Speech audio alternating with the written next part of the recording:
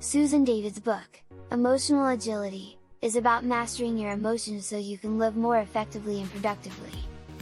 It's a skill that can help you stay in control when you're emotional, and even use your emotions to help you achieve your goals. The book grew out of a Harvard Business Review article that was downloaded 250,000 times. Susan David takes a deep dive into the model she created in that article. It includes 4 steps to take you from hooked to very successful. These are just a few simple steps that will help you achieve your career goals. You show up because your presence is important, then you step out to prove your dedication. You walk your why, and you keep moving on from where you left off.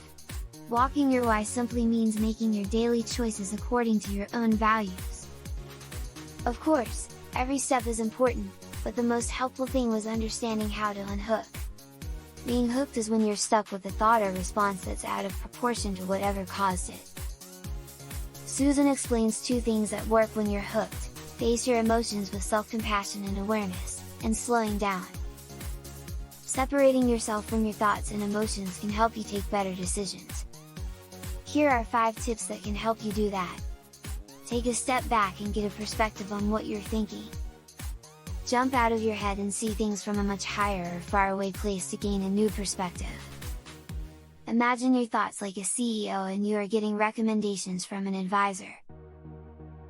Stop before you agree and act in accordance with the thought that just pops into your head.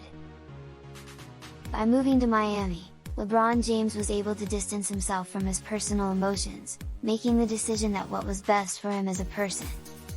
He said, "One thing I didn't want to do is make an emotional decision. I wanted to do what's best for LeBron James and to do what makes LeBron James happy."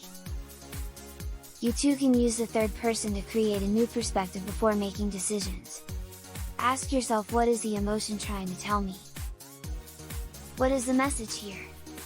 This could keep you from endlessly revisiting the same emotional reactions over and over again. David make it clear that the impact of emotionally significant writing has resulted in an increase in physical and mental well-being in people.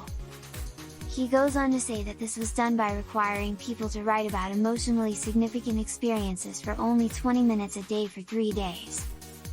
After doing this, participants also had lower blood pressure, better immune function, fewer doctor visits, higher quality relationships, better memory, and more success at work. This is why Pennebaker was asked to help a computer company's laid-off engineers. Months later, those who participated in emotionally charged writing sessions were 3 times more likely to be re-employed than their non-writing colleagues. David's advice is invaluable for moving from a hooked state to a thriving one. If you're sitting next to someone who is buying snacks or entertainment on an airplane, you're 30% more likely to buy too. So it's important to surround yourself with people who share your values so that you can achieve your goals. To guide your conscious choices, the book advocates an awareness of your values and a deeper connection to your future, which it calls walking your why.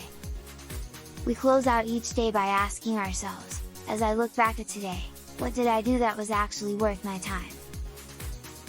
When you spend time on not so fun cleaning tasks, don't you feel delighted and rewarded? That's because you value a clean home, and that value has been honored. Some stunning research has shown how awareness and connection to what's important can really bring big results. In a study, middle school students spent 110 minutes writing about what mattered most to them.